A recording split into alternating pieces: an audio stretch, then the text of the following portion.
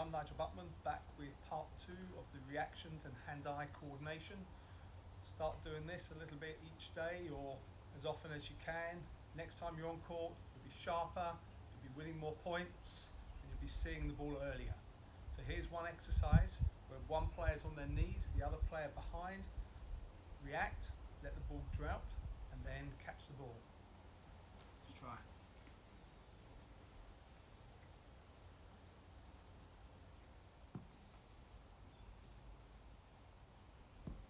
Obviously a little bit more difficult on the grass with the uneven bounce, a little bit easier on the hard court.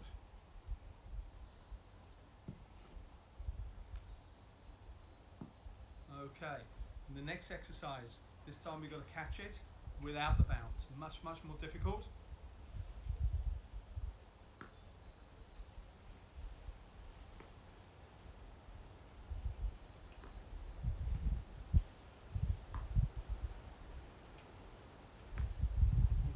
To make the exercise even harder, if you're finding that quite comfortable, the player behind just releases the balls from a higher position, so the ball comes down that little bit quickly.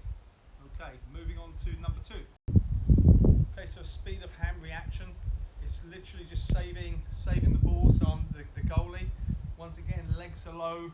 You'll really watch the player, see where that ball's coming from, and I really don't want too many balls getting past me. Slow one, so some different balls in here. Smash that one. That one. Oh, slow one. Okay. So making this more difficult. Now, got to do it with my racket. Racket's out in front, knees are low. What's really important on reaction volleys is we're reacting out in front. Once the elbow goes back, we're late and it's very difficult. So reaction volleys, elbow's always out in front. Sometimes if you're finding that quite tough, sometimes as a teaching aid, just keep your arm on your elbow, just above your elbow here, just to stop it from going back. But let's just see how this goes now. Out in front. Oh, got to get up to that one. Slow ball. Elbows in front.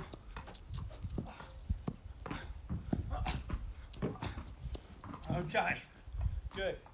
So to make that a little bit tougher, the ball can come through a little bit quicker. So my partner now uses the racket, not too fast, she doesn't want to take me out, but it's just going to speed me up a little bit quicker.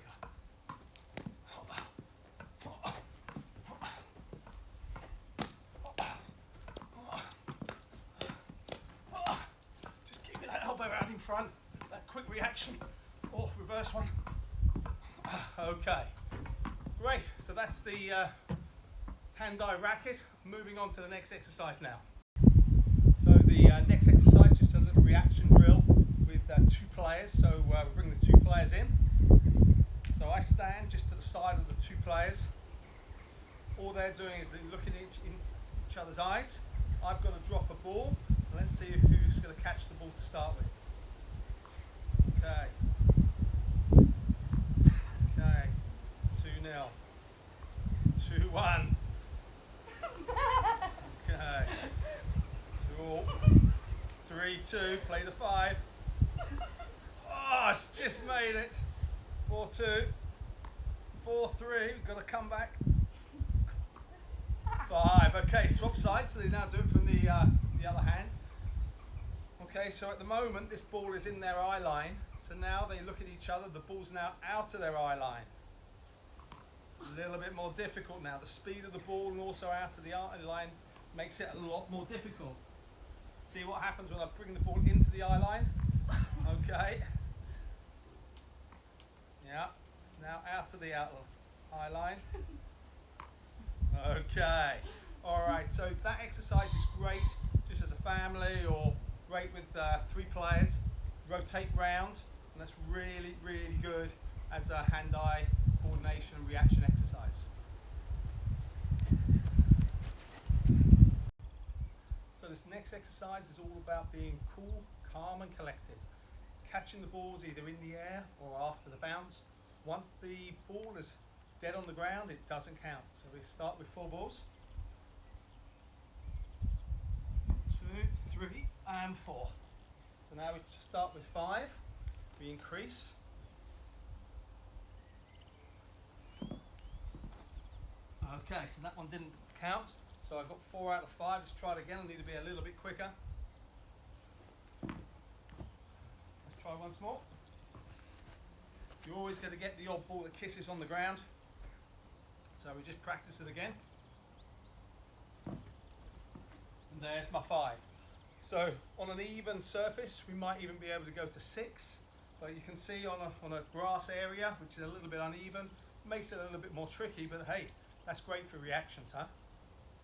So this is just a reaction exercise, speed of eye. Legs need to be nice and low. What I do is I just call the numbers out, so we can see numbers here between 1 and 8. You can increase the numbers. It can go to 10, it can go to 12. We can spread it out across the board. I'm just using 1/2 of a table tennis table, but you can use your back door, your garage, your car, anything you really want to do. But it's all about the speed. What's important is that the player doesn't see the numbers too early on. We want them to come in and we go straight into the exercise. So let's just see how it goes now.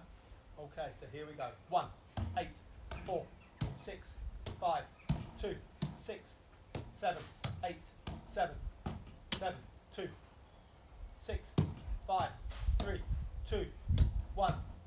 Okay, so it's started off really good, but it's that level of concentration to keep that going.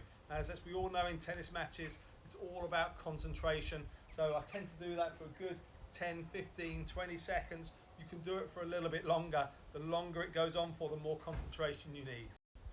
So next exercise, just a catching exercise, just on your own, once again against the wall, against the board, against a garage door. So just nice and easy throwing here like this. Then we can go one hand to one hand, left hand to left, and then right to left, left to right.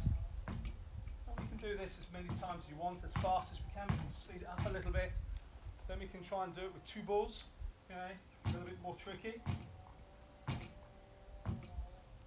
Once again, you can do it a little bit faster. Okay, if you want to improve that reaction speed, and then we can maybe sort of juggle a little bit with 3 balls. So we're here, just trying to keep all 3 balls going as much as we can. Let's try that one again. Here we go. Okay, so the faster we can do it, the better the hand-eye coordination. So next exercise, just speed of hand again, all to do with reactions against the board, against the table tennis table, garage door, back wall, anywhere that you're going to get a decent bounce off the wall or the table. So player starts from behind the player catching, legs low again, arms ready to go.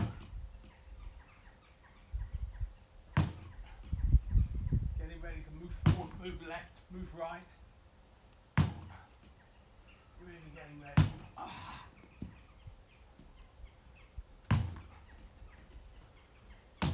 Okay, so obviously to increase the difficulty, the player can either move closer in, or the player behind can throw that ball that little bit faster.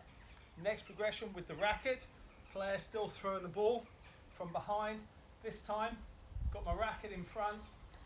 I've got a little line there, so we're going to say anything on this side is the forehand, anything on this side is the backhand. Let's see how we go. Elbow out in front again.